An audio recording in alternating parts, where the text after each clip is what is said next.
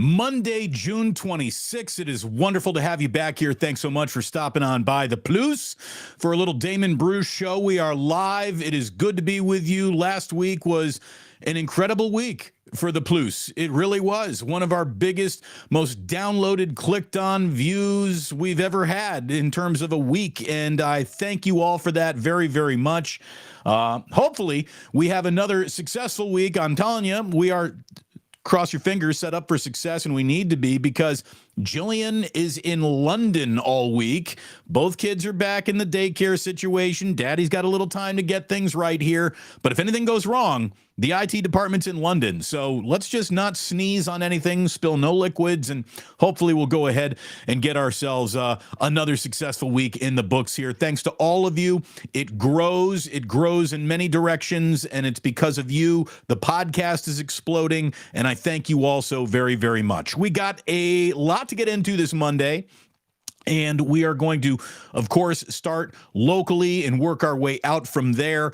And I just cannot get over the fact that Trayce Jackson-Davis is going to be a Golden State Warrior. There is no player in America that I am more familiar with than Trayce Jackson-Davis coming out of college, and the fact that he would end up with the Golden State Warriors is just really something else. It didn't look like it was going to happen. My God, it looked like he was going to fall out of the second round. And it's kind of amazing, the situation that he's in. I put up a couple videos over the weekend talking about how this is a different rookie than Kerr has ever had before, and that's where we're going to kind of start today, because the number one reaction that I got was, hey, Kerr doesn't play rookies, so it really doesn't matter. I can tell you definitively, let's start that again. Hold on, sip of coffee.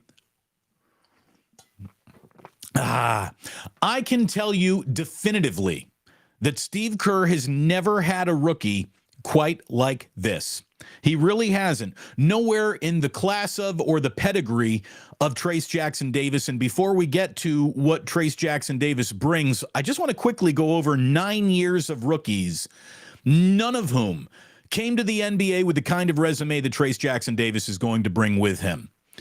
And if college performance has anything to do with the pro that you might become, I think he's off to a really good start. Brandon Pajemski can only hope that he will have a game that translates to the NBA, as much as history is on the side of Trayce Jackson-Davis being able to translate into an actual NBA player. And we'll get to all of that. But real quickly, let's start with what we just saw and work our way backwards. The 2022 rookie class that Steve Kerr was coaching, Patrick Baldwin Jr. From UW Milwaukee. And look, we didn't even really see him. Ryan Rollins, Toledo, we didn't see him, and we won't see either of those guys. They have been traded. Lester Quinones out of Memphis was a two-way feel-good story for a minute. No word on what he will do in the NBA still. We don't know. 2021 was Jonathan Kuminga's rookie year, comes out of the G League, Warriors win an NBA championship, and look, he didn't have much to do with that happening, but I like Kuminga an awful lot. I'm glad that he's still on the team. I'm glad he's still rostered. You also got Moses Moody that year out of Arkansas, who I'm going to tell you right now is absolutely going to be signing a second NBA contract, and likely a third. That looks like a pro to me. Hope I'm right about that. 2020, James Wiseman coming out of Memphis, raw, unseasoned. He got hurt. He didn't fit. He's in Detroit. No hard feelings, kid. I hope it works out for you. Nico Mannion out of Arizona, not an NBA player. I don't know what to tell you. 2019, we have Eric Paschall out of Villanova, who I believe is out of the NBA at this particular time. Juan Toscano-Anderson from Marquette. Look, he's destined to be nothing more than a 10th man, and maybe he hangs around the league for a few years, but he is, he's just a guy at the end of an NBA bench. Michael Mulder, undrafted. Is he still kicking around the NBA? He might be out. I don't know. Alan Smailagic from parts unknown. We don't know whatever happened to Smailagic, so we wish him the very, very best. 2018, you had Jacob Evans. from Cincinnati. He's been out of the NBA since 2020. You had Marcus Derrickson from Georgetown. Some of these names you're probably not even going to remember. 11 games in the NBA and not seen since. 2017, light a candle for Jordan Bell, wherever he may be. From Oregon, he was not rostered last season. Chris Boucher has caught on with the Raptors. Also out of Oregon, he's still in the NBA.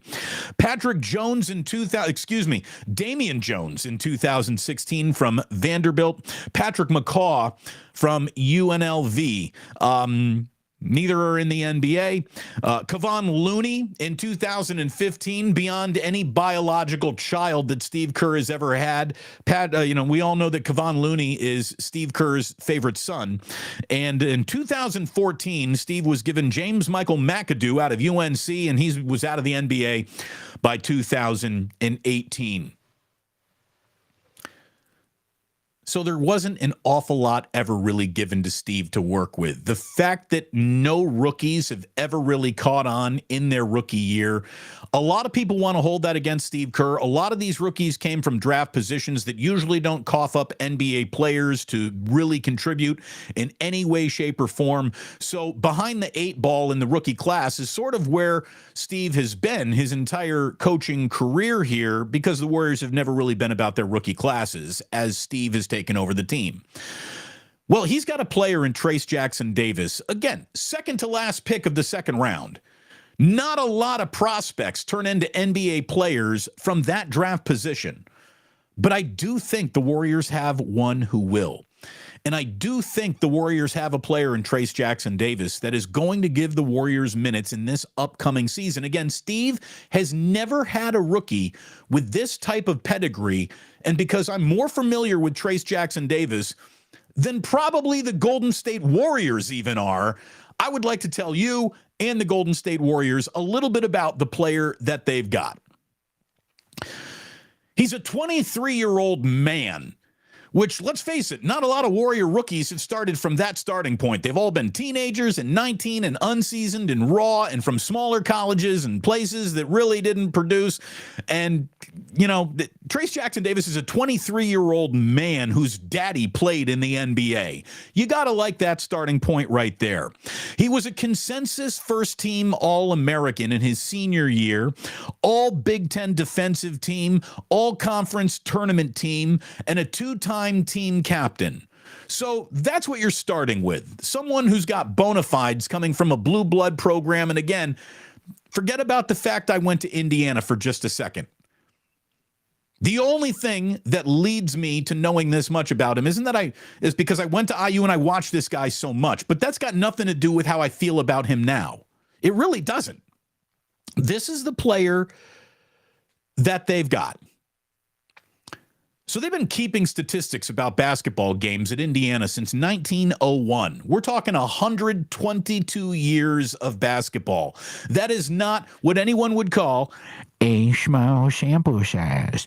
That's an awful lot of basketball games. Trayce Jackson-Davis, with all the players that have come through Bloomington, is third in career points, the school record holder in career rebounds, school record holder in block shots. So you have someone who does the things that, let's face it, a lot of raw NBA prospects just don't have an awful lot of seasoning doing. Sure, everybody coming in the league feels like they can score. Can you get a rebound? Can you get a block? There's never been anyone at Indiana who's got more rebounds and blocks than this kid.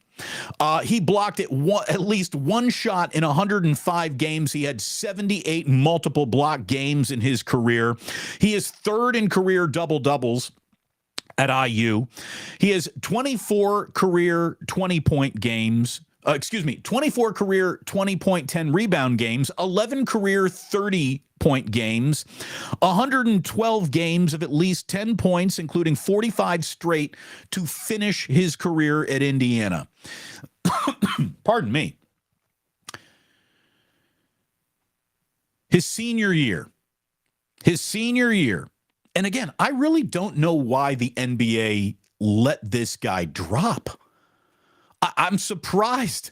No other team, the Pacers especially, said, yeah, we're going to take a flyer on a guy who led Indiana in scoring, rebounds, assists, and block shots per game. He was essentially the Nikola Jokic of the Indiana Hoosiers.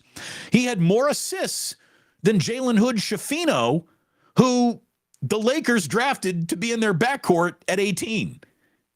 Or wherever he went. Where did the Lakers pick? Was it 15? It doesn't matter. But he had more assists than Jalen Hood-Schifino, for goodness sakes. He's the first player in the last 25 seasons to average 20, 10, 4, and 2 in a season. The first player in a quarter century in college basketball to average 20 points, 10 rebounds, 4 assists, and 2 block shots in a season. He's got the highest single-season scoring average at Indiana since Eric Gordon, who's turned into a very good NBA player. He's got the highest block production rate since Dean Garrett, who played 7 seasons in the NBA and 7 seasons over in Italy. When it came to responding in big games, Trayce Jackson-Davis is the first player to produce at least 25 points and 5 blocks in a win over an AP number 1 team since Marcus Camby did so at UMass back in 1995.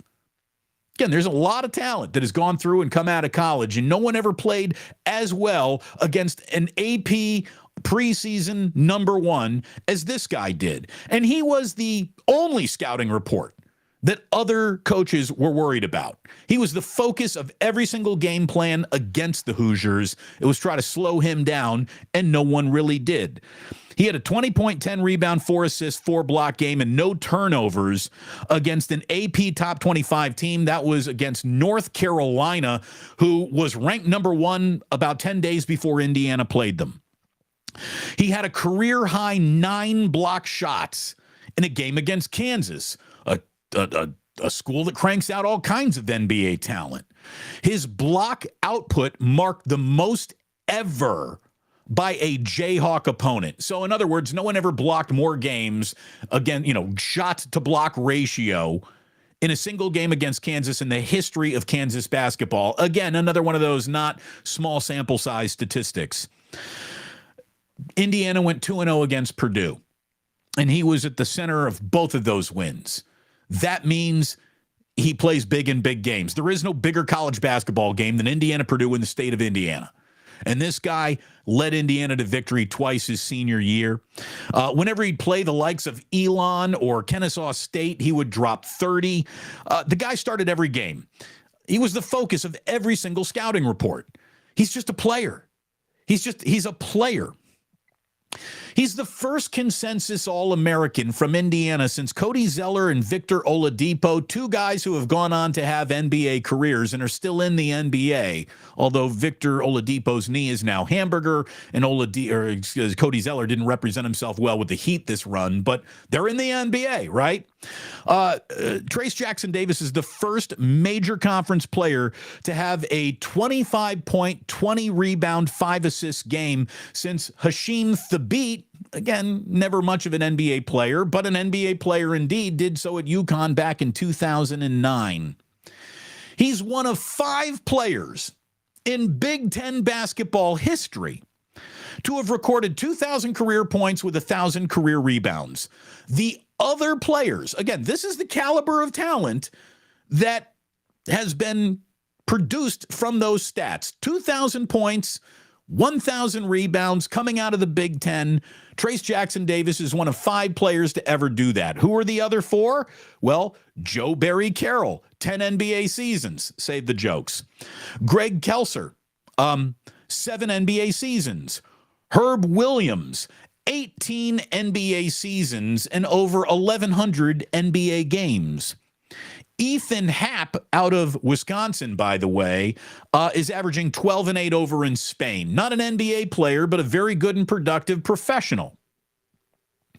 There have only been 126 college basketball players throughout NCAA history to have 2,000 points, 1,000 career rebounds.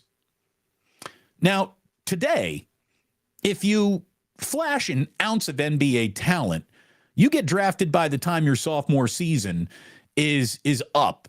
Teams are so desirous of prospects and talent and raw talent that if you got the opportunity to come out and get into the NBA and start making money, you take that. You're signing up for the draft. Guys who in college now are in this 2,100 club are usually your hardworking four-year players at really good college basketball programs, but they're just not going to be NBA players. Like if you look around this list recently, over the last 15 years or so, where finding earlier in their development talent has become a priority for the NBA, you don't have guys like Tim Duncan sticking around for their senior seasons anymore. And I'm not saying that Trayce Jackson-Davis is Tim Duncan. When it comes to guys who are putting up the kind of stats of 2,000, 1,000, there's a lot of, Stony Brook, Bucknell, Austin P, Creightons of the world, Oral Roberts, Niagara, Rice, not exactly programs that are cranking out or known for developing NBA talent.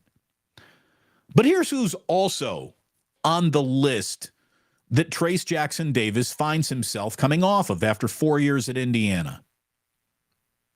Tim Duncan, Alonzo Mourning, David Robinson, Patrick Ewing, Ralph Sampson, Larry Bird, Sidney Moncrief, Rick Barry, Oscar Robertson, and those are just the Hall of Famers. And then you get an awful lot of very legit NBA careers having done in college what Trayce Jackson-Davis has done. You get your Christian Laettners, Brian Big Country Reeves, Clarence Weatherspoon, Popeye Jones, Stacey Augmon, Derek Coleman, Purvis Ellison, Never Nervous, Danny Manning, Ron Harper, Wayman Tisdale, Xavier McDaniel, Bill Cartwright.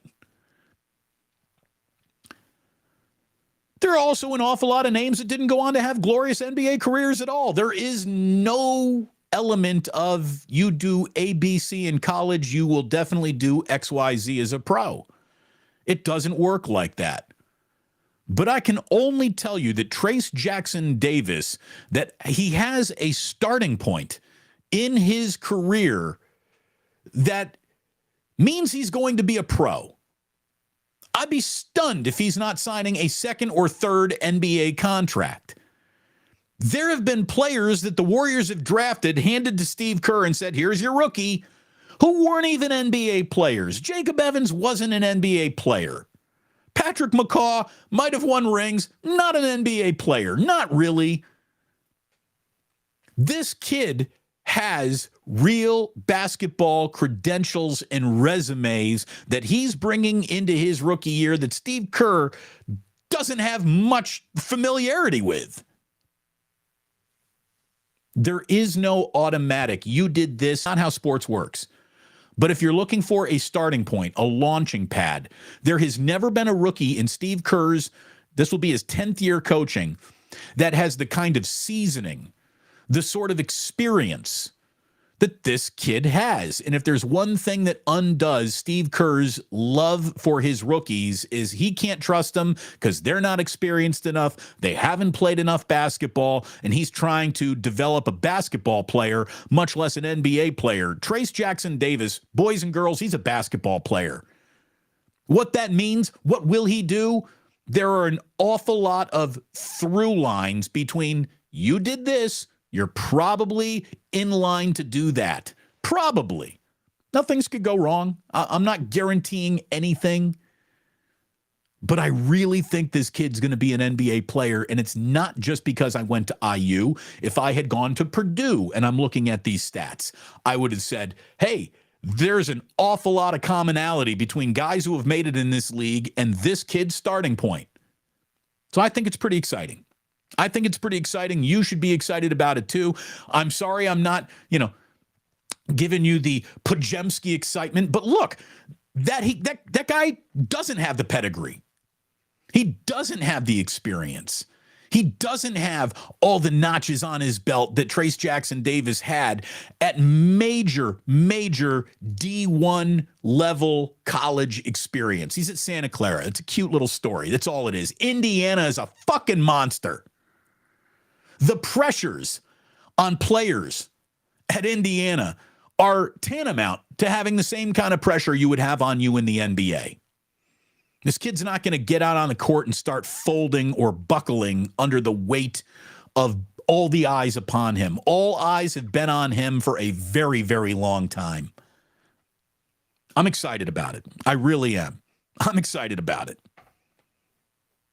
I think Warriors fans should be too. I know everybody's talking about Chris Paul and is this going to fit? And, Chris Paul isn't exactly a, hey, let's get out there and run type of player. How's he going to run with the Golden State Warriors? These are all legitimate questions. Chris Paul is a great pick and roll player. The Warriors ran more pick and roll last year than in any other Steve Kerr year, but they still don't run it nearly as much as Chris Paul would want to. There's going to be a yin, a yang, and it'll all fit together, or there's going to be a tug of war and a push and pull for the stylistic soul of the Golden State Warriors.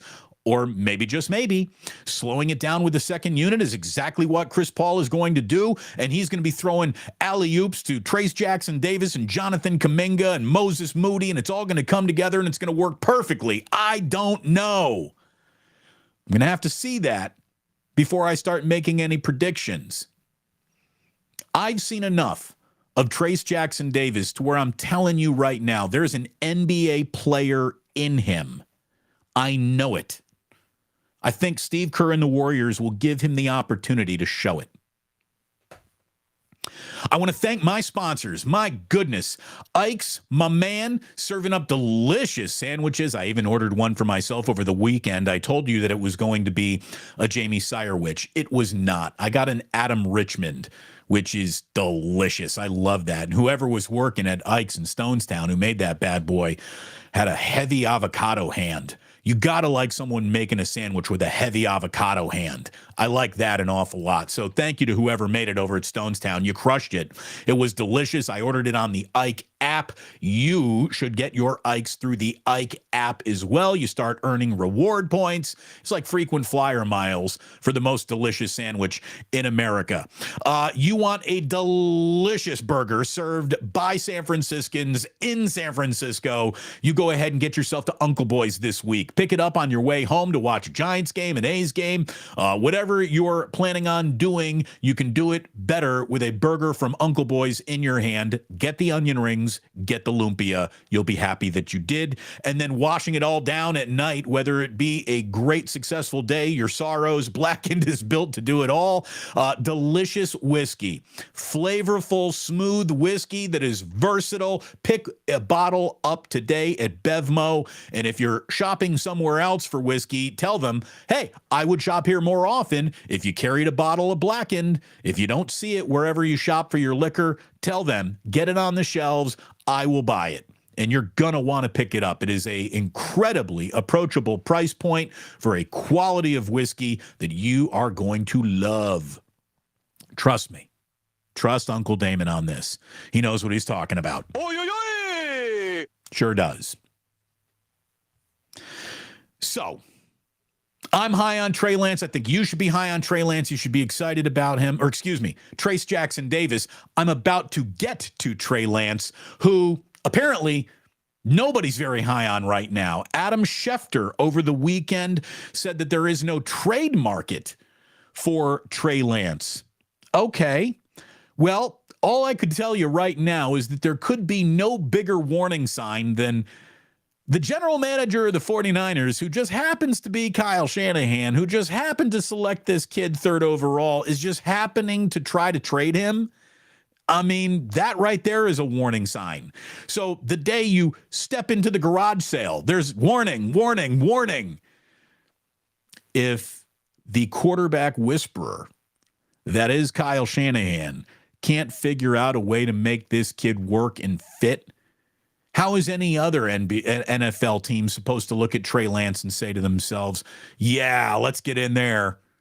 Let's go ahead and trade whatever for that project that Kyle invested heavily into draft and is ready to give up on now. If that is indeed what Adam Schefter is trying to say. If they're trying to trade him, they're definitely not doubling down on him. That's pretty obvious, right?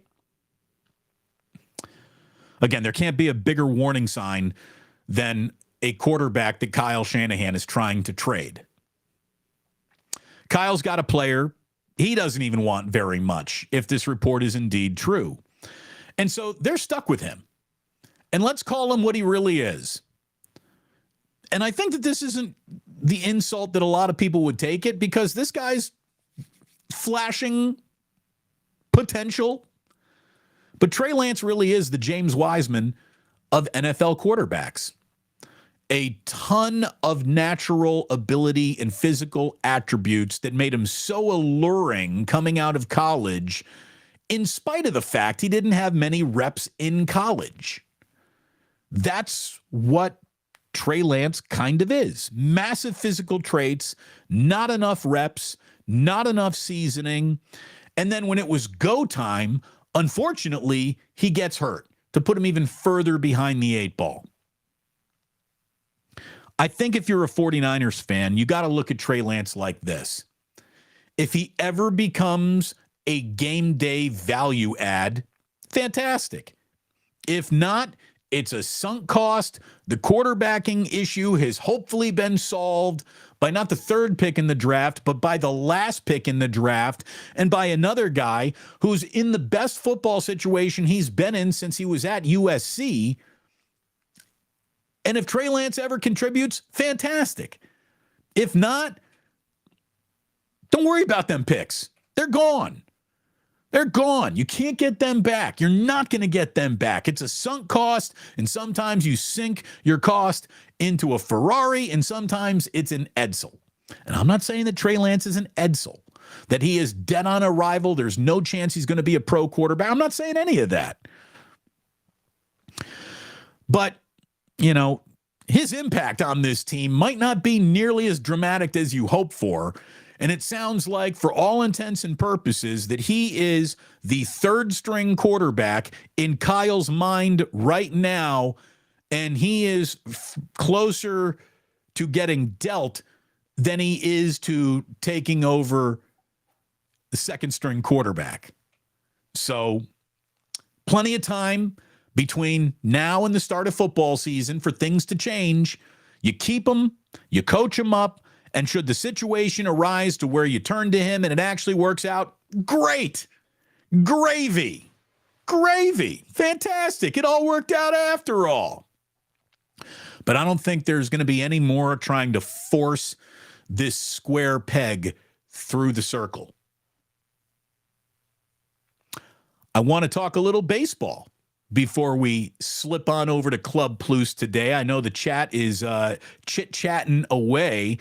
Thanks, everyone, for getting in here early today. We got our friend Michelle Haberman saying, Damon, happy 6.23 thousand subscriber day. Is that what it's very, very, very random. But thank you very much. Plus Mafia, we keep it growing. We certainly do. We're adding, 100 subscribers every 24 hours, 48 hours. That is the kind of growth we've not seen since the early days of the Plus. So that's all of you coming around and clicking like, subscribe, hit that like and subscribe button. Maybe some of you have taken the friendly helping hand I've asked you for, to where, hey, if you got to walk away from the show, just don't turn it off. Like, open up a new tab, leave it running, let it happen, increase that time spent watching. That's going to help the algorithm. Hit that like button, comment, chat, do all those things. And if you subscribe, God bless you. I see new names in here all the time. This is Tyon Torrance. We up in her. Well, thank you very much, Tyon. I have not seen your name before. I am glad you are officially up in here. AJ Cruz, 75. What is up from SoCal? Thank you very much. Somebody was busy putting up clips this weekend. True Blue Forever. Look, we got to feed the beast. Feed the beast. We're starting to figure things out over here. Again, by September, we're going to be rolling like a boulder downhill, the one that's coming after Indiana Jones. Raiders of the Lost Ark Boulder, coming, rolling. That's what we're going to be as soon as we get, when we relaunch on September 1, woo! It's going to be a monster. Stacy Leo. Hello, Stacy. Good morning. I hope everyone had a great weekend. Went to the Giants game on Saturday. Got my flashy Aloha foodie shirt. That was a coveted door prize. Everyone wanted that one. So I'm glad you picked up your Hawaiian shirt. Whenever I see a Hawaiian shirt, the only thing I think of is Wembley from Fraggle Rock. I think about Wembley from Fraggle Rock before I even think about Hawaii when I see a Hawaiian shirt. Shout out those of you who are old enough to be down with the Fraggle Rock. Here, by the way, here we go. It's the sip of the day. Are you ready?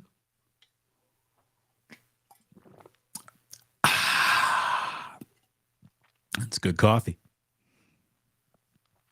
Want to talk a little baseball with you. Broomhilda nearly visited the San Francisco Bay Area once again this weekend, but a Sunday win by Arizona prevented her from appearing. The Giants, though, did take 2 out of 3 from Arizona, and they now find themselves 2.5 games back of first place in their own division. They're 10 games over 500, and if the playoffs started today, they would be one of the 3 wild cards from the National League. The Giants are en route to Toronto.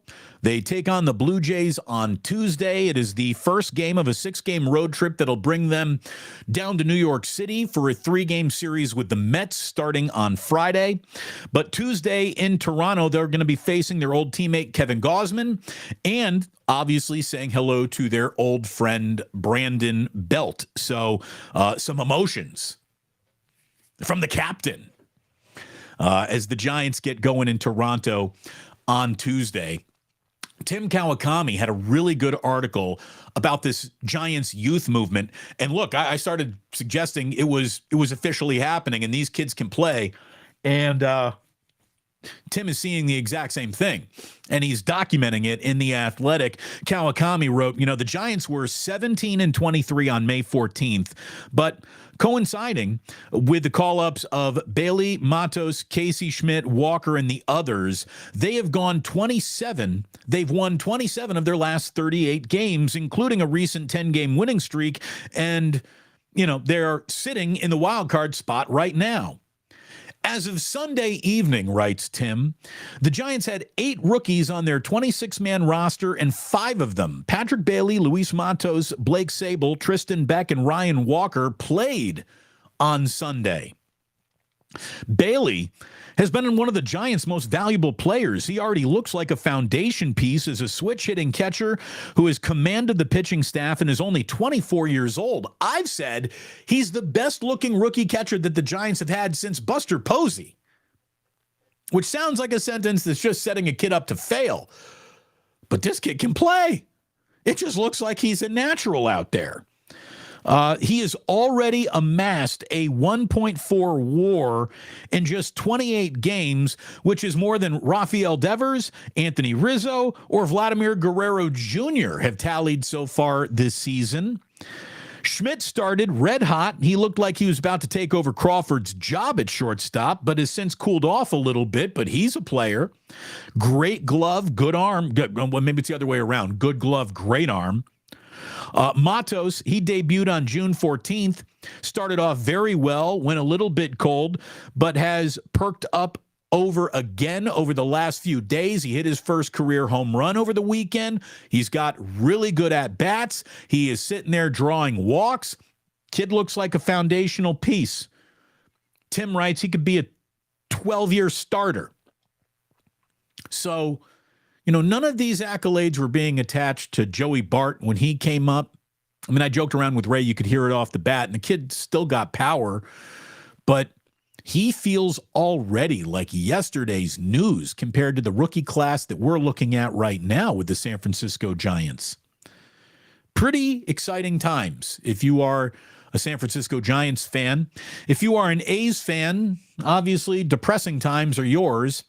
The A's host the Yankees starting on Tuesday. It's the first of a 6-game homestand. Oakland is back to losing so often that they're back on pace for a 41-121 season, which would have them with the worst baseball teams ever measured of all time. So things are not going good there. And things probably won't be going good as long as John Fisher owns the team. We all know that. The year is flying by, though.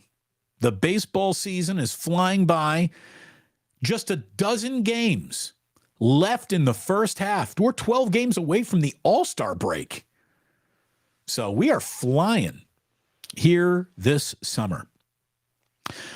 Nearly halfway through the season, Marlins second baseman Luis Araiza is hitting .399. Araiza is a stud. He's already won a batting title. He's already been an all-star. He's well on his way to being an all-star in a couple weeks from now. He's just turned 26. Like, this kid is rolling out of bed, hitting baseball, going 2 for 4, 2 for 4, 2 for 4. Again, he's sitting on .399 right now, and the question, of course, is can he hit 400? And Joe Sheehan, started going down the last guy to hit 400, of course, was Ted Williams when he hit 406 in 1941. How different baseball is now as compared to back then, and it's pretty stunning.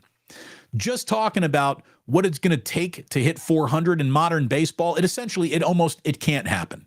It won't happen. It's never going to happen again. Never say never, but it'll never happen again.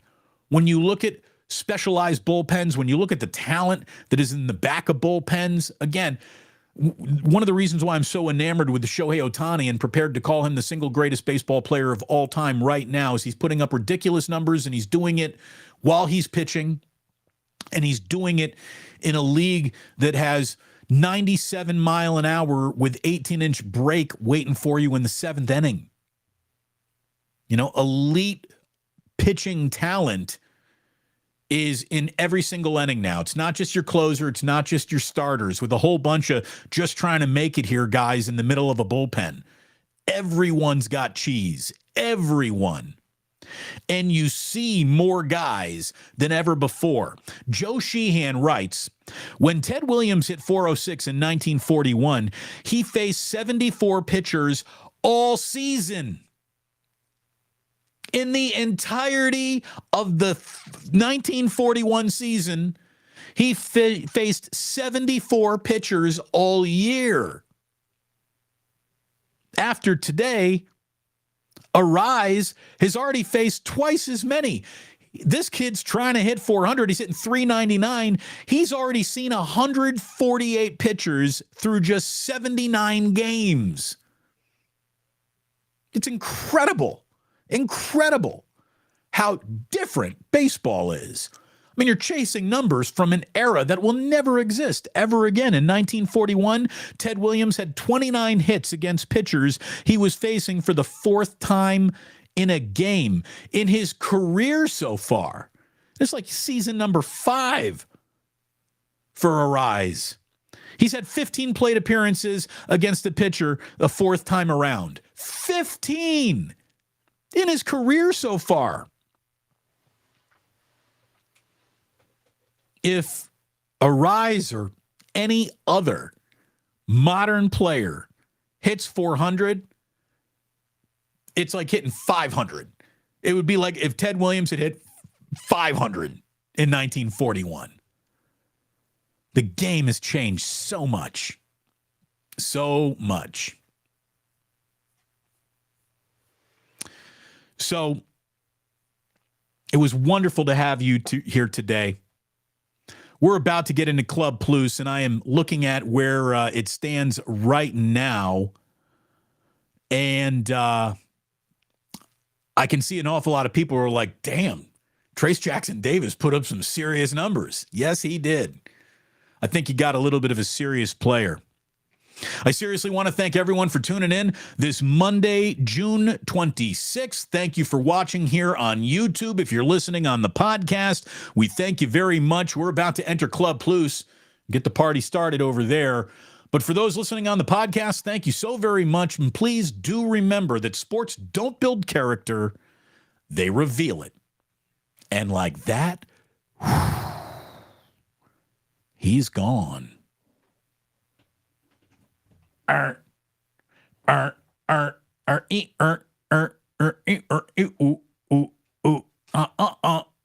Yeah, Somebody said, hey, I've been watching this thing for the first time. That Club Plus thing is officially weird, man, but it works. Good, I'm glad you feel that way. Let me get my 2x4. Hacksaw Jim Duggan style. Thank you very much. Get your whiskey ready for the week, boys and girls. Let's go. We start with Baron Red, who says, so, Trayce Jackson-Davis is a good template for an NBA career. And that's what I'm saying. Like, that's what I'm saying. It doesn't, I guarantee you nothing. But when you look at the players who have not worked and their starting points, they're nowhere even close to what this kid has done. You got yourself a consensus first-team All-American with the second-to-last pick of the draft. It's pretty good. It's pretty good. You know, scores in the neighborhood of Calbert Cheaney, pulls down rebounds, and defends the rim better than anyone in the history of Indiana basketball. If you don't mind me saying, there have been some players who have come from IU. So I'm excited. He's absolutely, G. Martinez says he's going to work hard. That's all he does. That kid is a hard worker, and I've seen him get better in every single year. John J. says, Damon, exactly. Just get the guy with a ready-made game. He has that and fits what they need. He does. I think he fits what the Warriors need and want from a front court player. Good question by Donovan, who says, then why did he go so late? For maybe the same reason that Nikola Jokic went so late? I don't know. I mean, obviously, it's safe to say a lot of people in the NBA don't know what they're doing. I'm going to be stunned if there are 15 more rookies who produce as much in their rookie year as Trayce Jackson-Davis, I feel like is set up to produce, not only just based on the skills he enters the leagues with, but the actual opportunity I think he's going to get with the Warriors.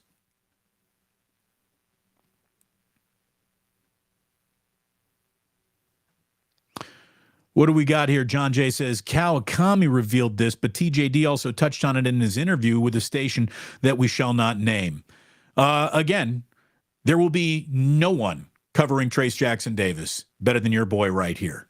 So say I've got crimson and cream in my glasses, but I'm just going to be straight up honest with you. When he is succeeding, when he's not succeeding, we are not going to make things up. I think he's at a great starting point.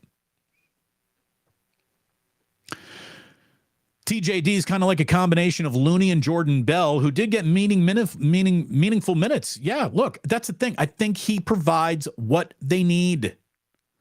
And he's got it.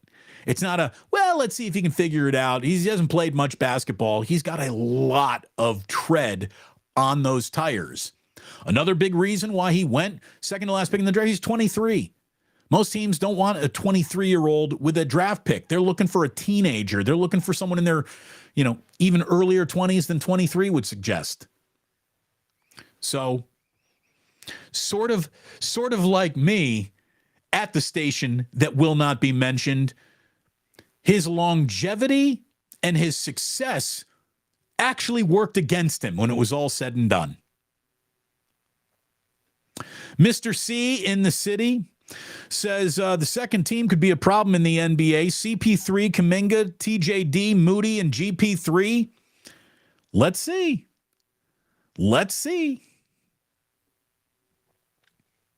I want to believe in it. If Matt Cain, or excuse, not Matt Cain, I'm looking at somebody talking about the sandwich I want from Ike's is Matt Cain. I need another sip of coffee. If Chris Paul, not Matt Cain, if Chris Paul actually fits, things get really interesting. We got to see if he fits. And obviously, he's got a ton of experience. You would think that they would be able to go ahead and get something with him, but I don't know. Going to have to battle through a lack of stubbornness, trying to do it his way, playing the Warriors' way, and not pull hamstrings.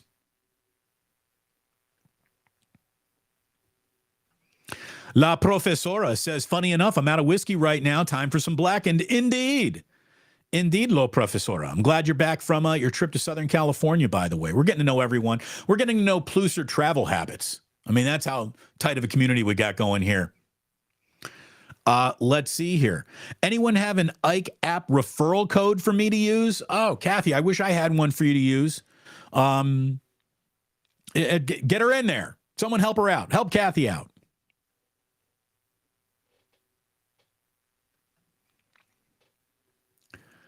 Coach Sacido says, I just looked at the Trayce Jackson-Davis highlight reel. The kid can play. He plays a little angry. I mean, he does. He tries to rip rims off when he's dunking. He's a dude. He's a player. He's a first-team All-American. If that isn't the definition of a player at that level, what more are you looking for?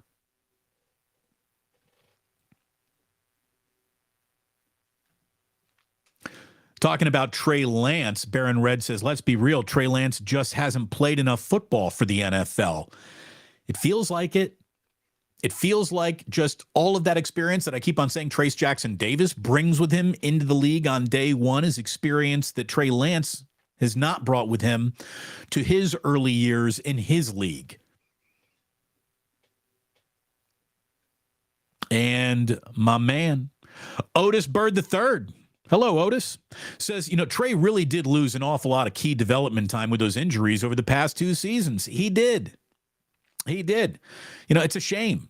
Why it's not working, because it's not working, doesn't mean that it won't ever work, but it ain't working right now. And not only does Shanahan know it, the league sees it too. Adam Schefter said, not much of a market. That means they were trying to move him and just couldn't. This is never a good sign, by the way. Rockin' New Era 84 says, the Ross near my house has a bunch of Trey Lance jerseys. Ouch. Ouch. That's not good. By the way, I'm down with Ross. It's a great place to get your underwear, your socks, your T-shirts, your belts. Maybe a pair of just, they ain't going to last long, knocking around shoes. I'm down with Ross. When you are in the beginning of your NFL career and your jerseys are down with Ross, that's not good.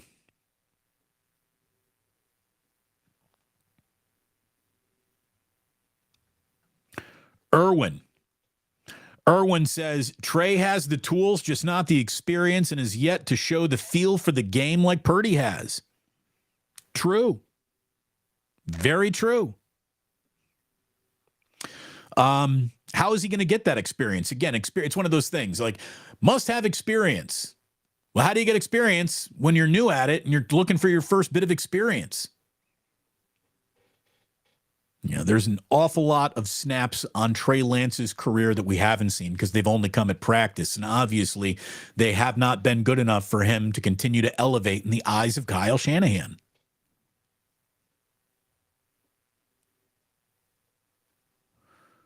Rob C. says, uh-oh, I remember when the Crabtree jerseys were on sale. Then 2 weeks later, he was gone. How much is a Lance jersey at Ross? I mean, just by being at Ross, it better be under $50, right?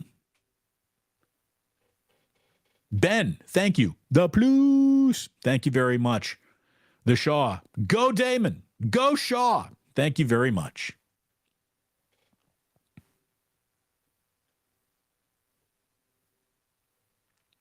Is this Jillian? Is this Jillian texting from across the pond? 420 subscribers. Speaking of 420, Ganja Jar, help fill it up. Who's jingle jangling today? Anyone going to jingle jangle on this week's Ganja Jar? I wonder if I get credit for a viewer in London if Jillian is actually watching in London. Let's see. She's in her hotel room. What time is it in London right now? Where are we? Let me open up the world clock here. It is Jillian is probably, it's 7:50 p.m. in London. right now. So she's probably watching a little bit of the Plus before she goes right back to her downloaded on her computer Vanderpump Rules marathon, which I kept on asking her. I said, honey, how excited are you to go to London this week and, see the sights and do your things? And all she talked about was all the time she's going to have to watch Vanderpump Rules. That's my wife. A lot of love coming in here. Oh, I'm getting to the point in the show where we were talking about our success. Stacy Leo getting love. Oh, look at this. Want to get high? Thank you very much, Azure. Plus Mafia all the way. Damon, that's quite a jump. It is a jump. Thank you. We are subscribing. Hopefully you subscribe. Thank you very much. Subscribers on the rise. Dude, it's happening. It's happening. Algorithms picking us up. People are picking us up. Japan is picking us up. One woman sitting in a hotel room in London is picking us up. Sure, she's my wife, but, we're going to count her as a foreign. You foreign wife, you.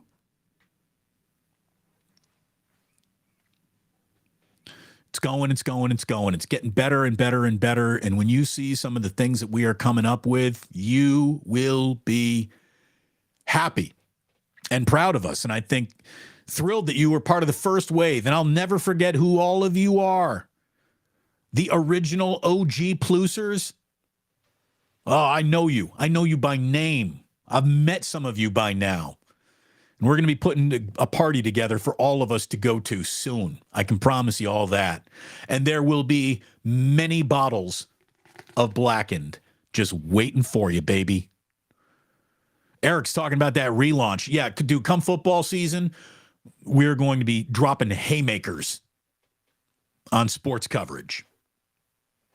As we see more stories about who got laid off this week at ESPN, who got laid off in the radio world this week. Join me over here, boys and girls. We are on to something. There is no doubt about it.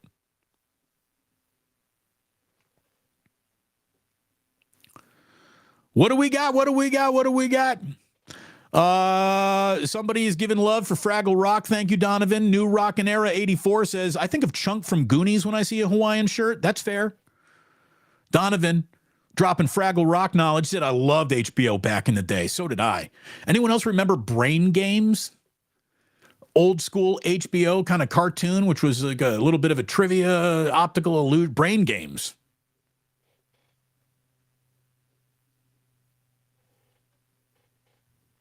John Jay looking for that sip of the day to get even sexier. Damon, it's a lot sexier when you're staring at the lens while sipping. Let's find out. Are you ready?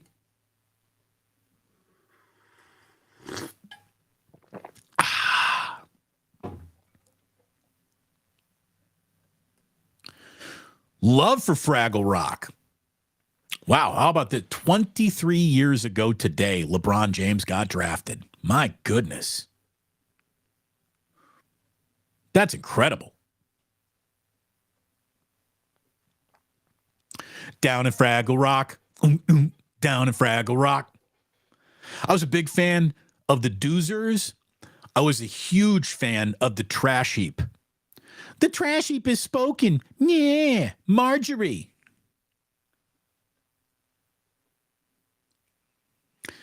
Catching up here.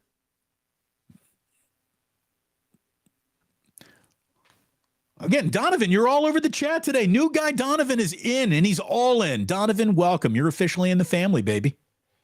I wonder if the Plus is a special meaning to Damon back in the Indiana dorm days. No, we called the station, the channel, excuse me, got to get my lingo right. We called the channel Damon Bruce Plus, and then noticed that plus could be plus because plus rhymes with Bruce. That's it. That's all it is. It comes from nowhere but the ganja jar.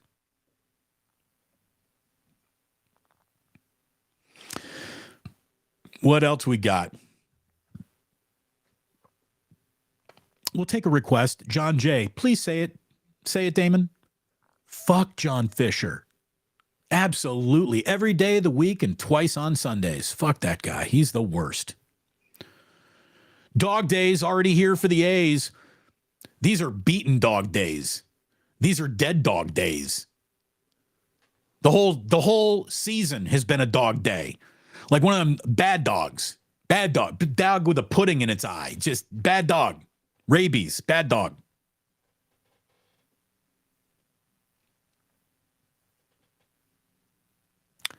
Let's see. What do we got here?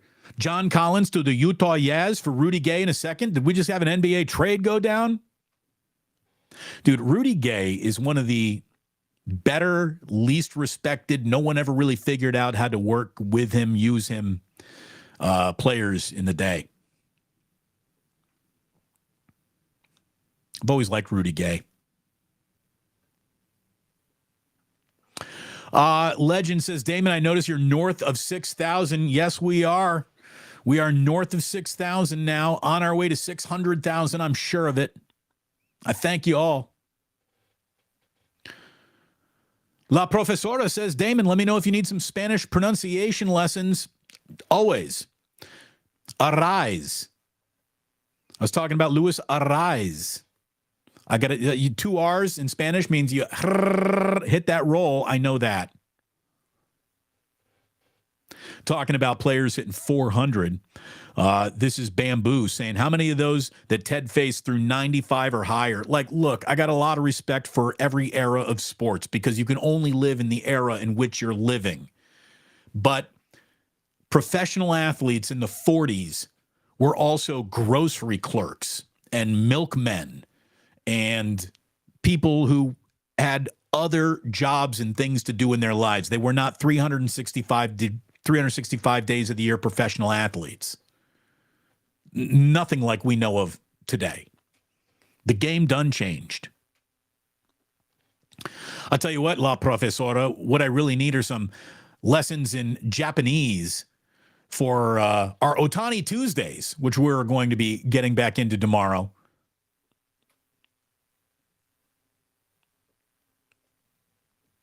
Tryon Torrance, a new name, and we believe in Trayce and Fraggle Rock.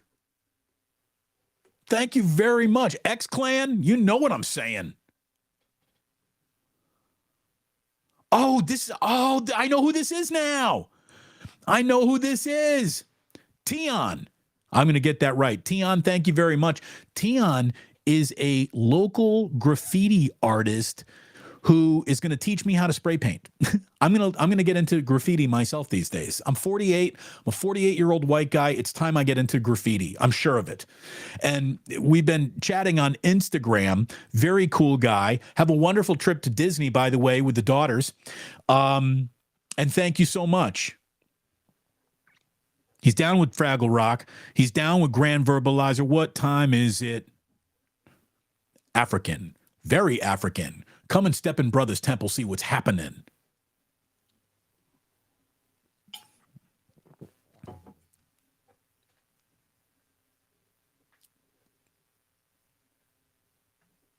Look at this. Jillian, already saying hello, hello, hello, and thank you very much. Tion. Thank you, Tion, for the jingle jangle. It's going in the ganja jar. Filling up the ganja jar. This is fair. Damon, your homer is showing. Your homer is showing. Look, I didn't share with you anything about Trayce Jackson-Davis that wasn't facts, wasn't stats.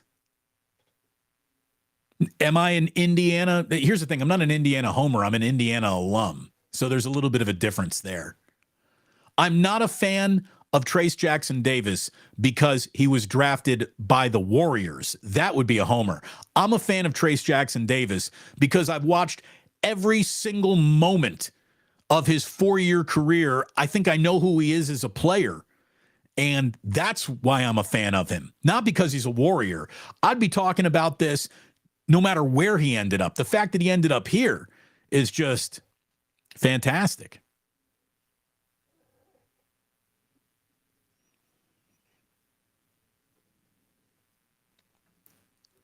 How about this?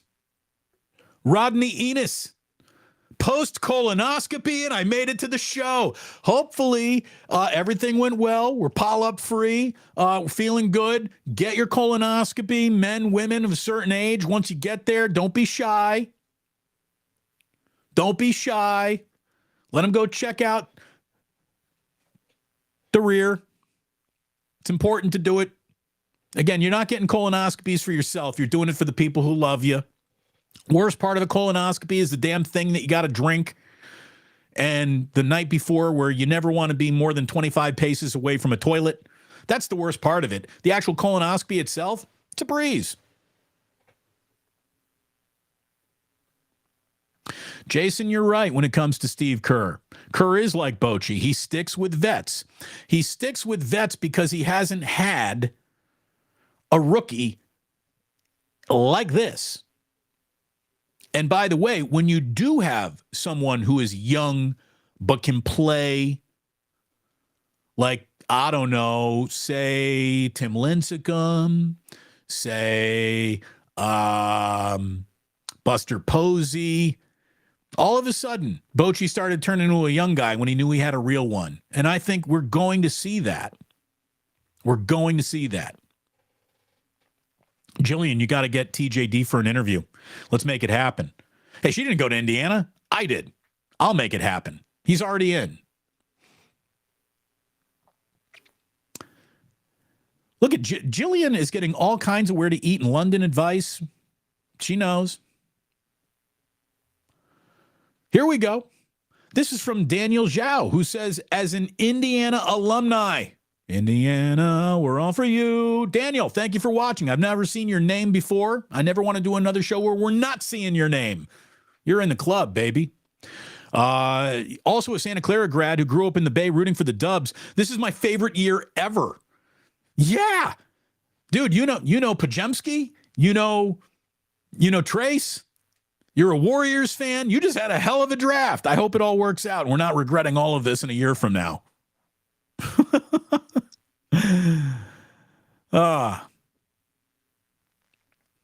One more from Donovan. Does anyone else get the feeling that Draymond will not be a Warrior by Friday? I don't get that feeling. I think he's definitely going to be a Warrior. I think he might be a Warrior by Wednesday. And if he's not, then we got problems. And Trayce Jackson-Davis is starting.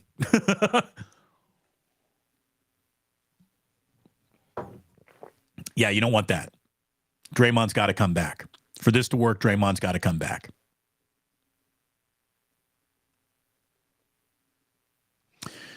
Look at this. I mean, we got any other Hoosier alums in the Bay? Yeah, dude, we're all over. I tell you what, Daniel, you got to get up to San Francisco. You got to reach out and come and watch games with me and my boy Greg, GQ, Indiana alumni, knows an awful lot about the program and just college hoops altogether. We will kick it and keep it real. Yeah, Calbert Cheney used to be here. Indeed, Golden State Lakota. Keith Smart.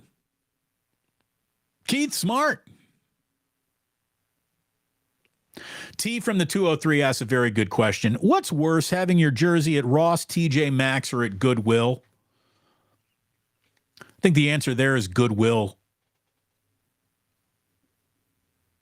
Not good anywhere. Oh, but you look at it this way. My wife makes a very good point here. At least if it's at Goodwill, someone paid for it once. There you go. Now I know where Jillian's shopping for me.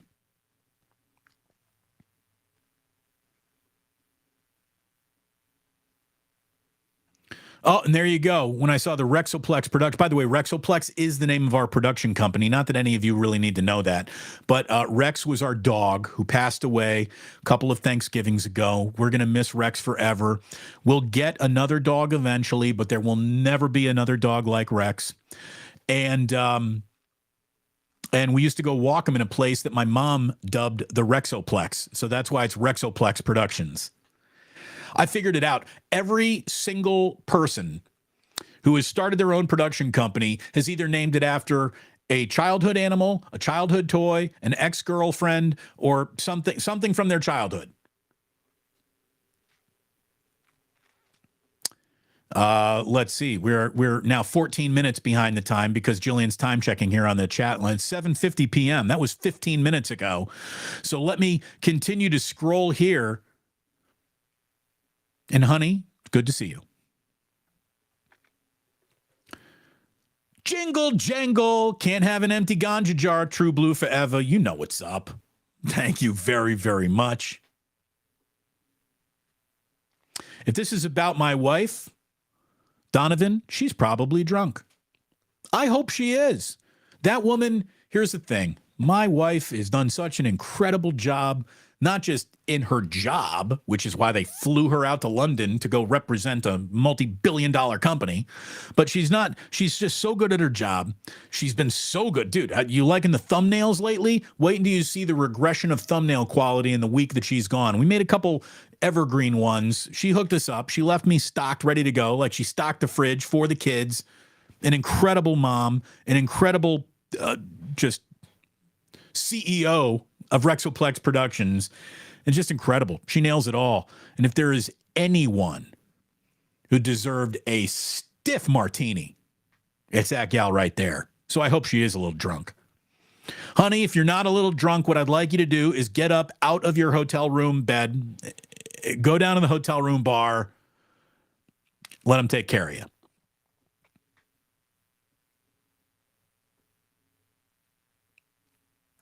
Damon, did you check out the Cubs-Cardinals game in London over the weekend? I did. I watched a little of it. Man, there was an awful lot of red out there. A lot of Cardinals fans made that trip.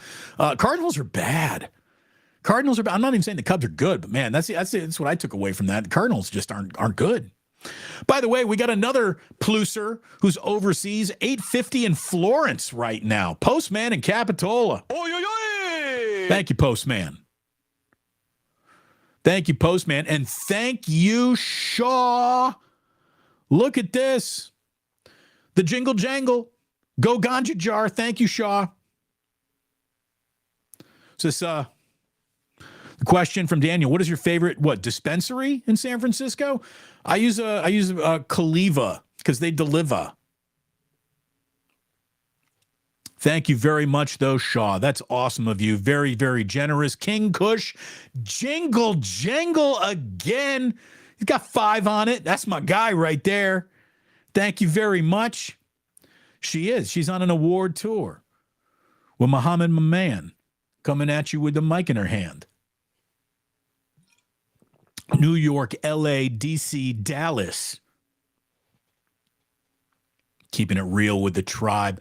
Jingle jangle again. Mitch B408.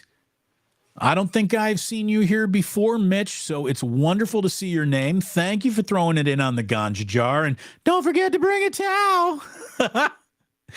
We won't. We won't. Oh, man. Thank you. Thank you. Yeah. All work, squeezing a little fun. Hey, you know what? You're right. True Blue Forever. He says, we did get a little maximum football. Yeah, good times. Good times talking a little Trey Lance.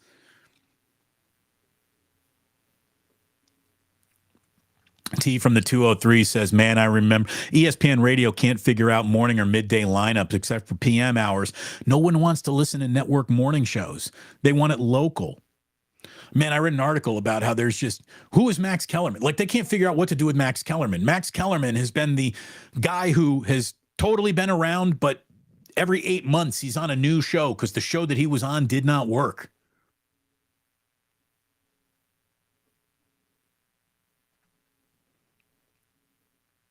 I still remember tuning into 95.7 at 3 o'clock and No Deep Bruce. I freaked out a little. Then I found your Twitter, which led me to the Plus. Still love the first Plus video explaining Plus math. Thank you.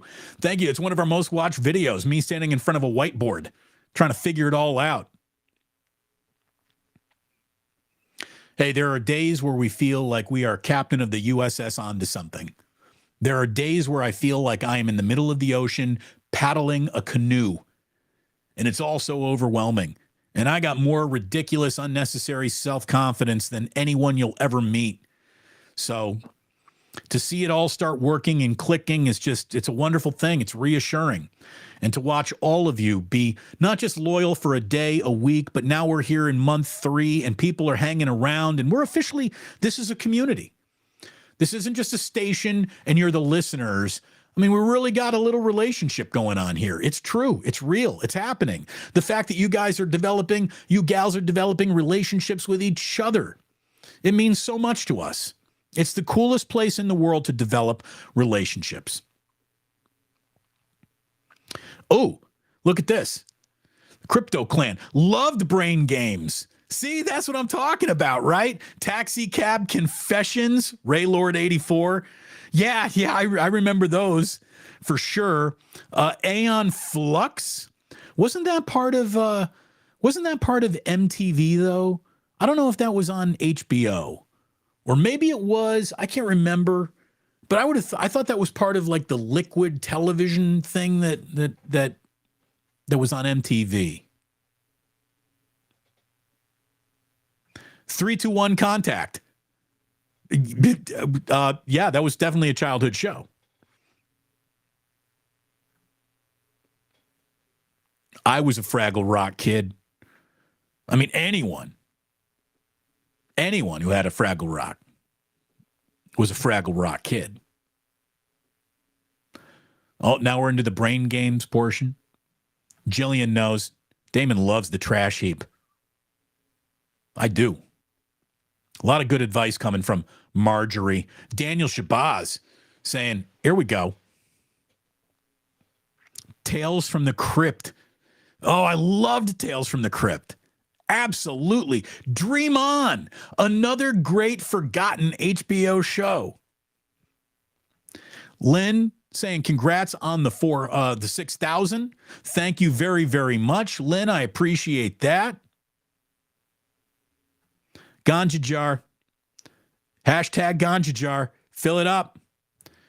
Daniel says, Damon, were you in a fraternity at IU? I was. I was a Sigma Pi. We were up there on the extension.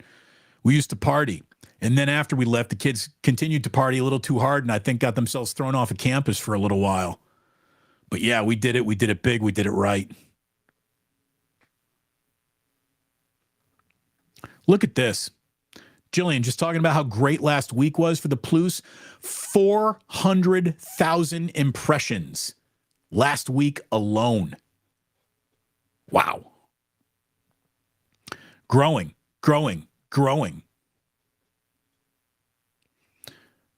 Talking about Luis Arraez, La Profesora says, pronounce that right. She's right. Marlon's finally having crowds again. That's good. It's good. I mean, you got that new ballpark. You might as well fill it.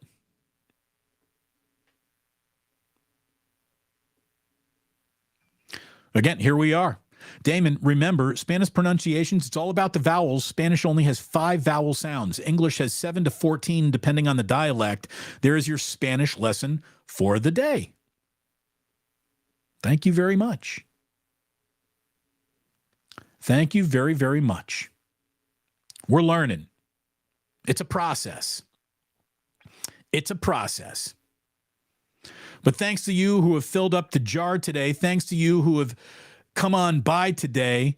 This is, Alan says, you are listening to Damon Bruce on WIUS. Yeah, I did. So what's really funny is I saw Steve Kerr at the introductory press conference, and it's the first time I've seen Steve since I've left 95.7 The Game. And he saw me and he's like, did you move back to Bloomington? I said, I wanted to drop Indiana love on the press conference.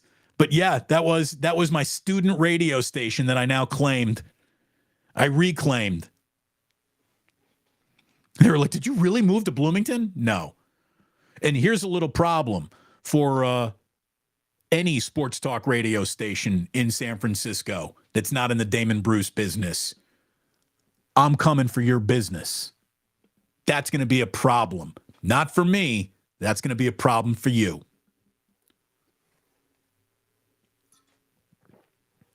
Again, I've got huge amounts, 2 huge scoops of not fucking around for both of these sports talk stations.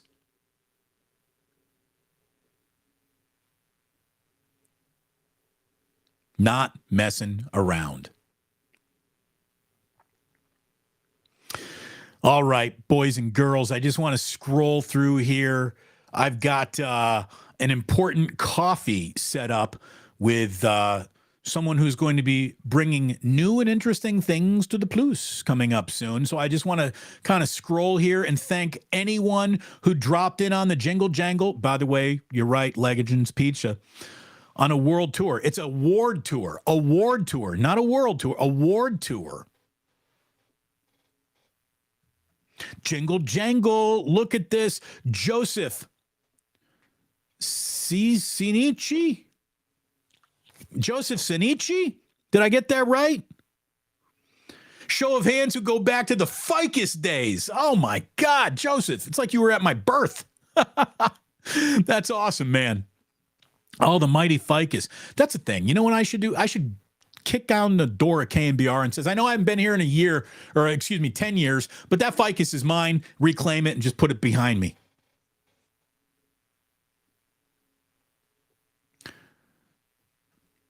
Here we go.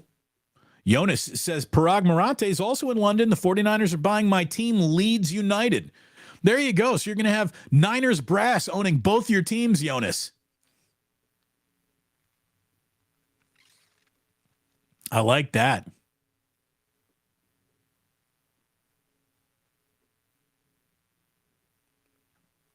What do we got?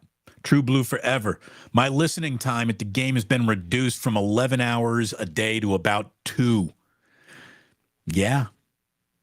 Yeah. Little lost in the sauce without me. Hey, look, I don't wish anybody bad. I don't. I don't wish ill will on anyone. You had the chance to go to war with me. You decide to go to war against me? Hold on. I got to put down the black and sign. Because this is going to come with a warning.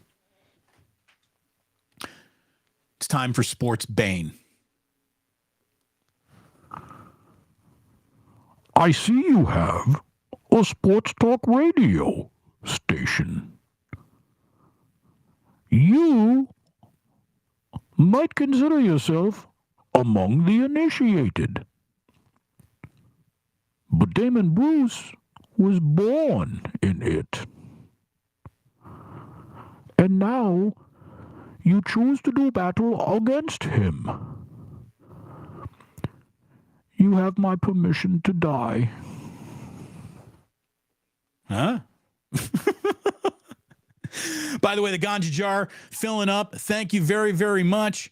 Let's see what else we got on our way out the door. Any final jingle jangles? Damon, let's do it. Incredible support. Got to pound it. Hold on, wait a minute. We got pound it. Pound it, pound it, pound it, pound it. Pound it, pound it, pound it, pound it. Thank you very much. Thank you very, very much. Oh, Legends is dropping another one thing. There's 140 people in here, only 48 likes. You hit that like button, boys and girls. Thank you very, very much. Boom, Rob C. Incredibly generous, Rob. Boy, I want to buy you a drink one day. Seriously, man.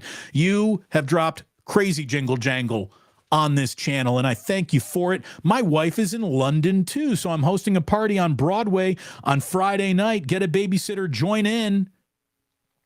Where? Rob, let me know where. Hit me on Twitter. DM me on Twitter, Rob. Let me know where it is. I got, things could happen. That's all I'm saying. Things could happen.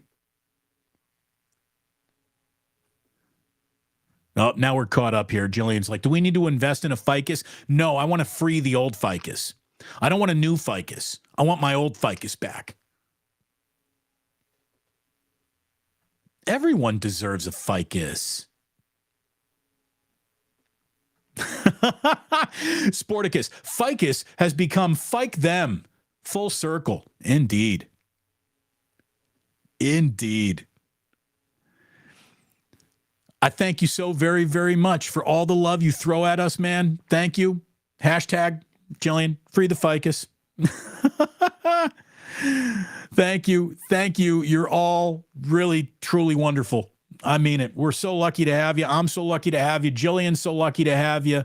And let's be totally honest, YouTube is so lucky to have me. Look out, Mr. Beast. I'm coming for you. In the meantime, thank you very, very much for tuning in.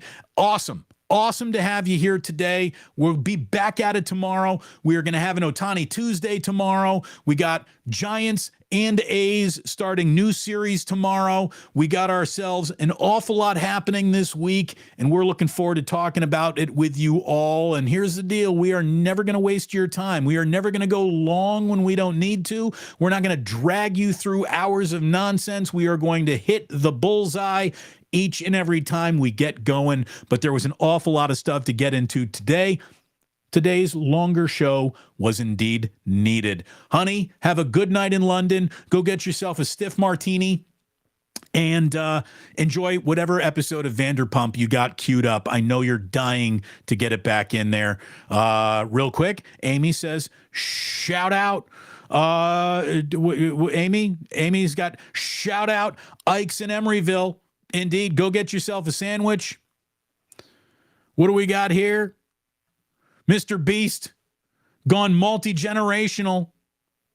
Won't be time before we're multi-generational. Look at it this way. We're going to be multi-continental. We're going worldwide, baby. Like Pitbull.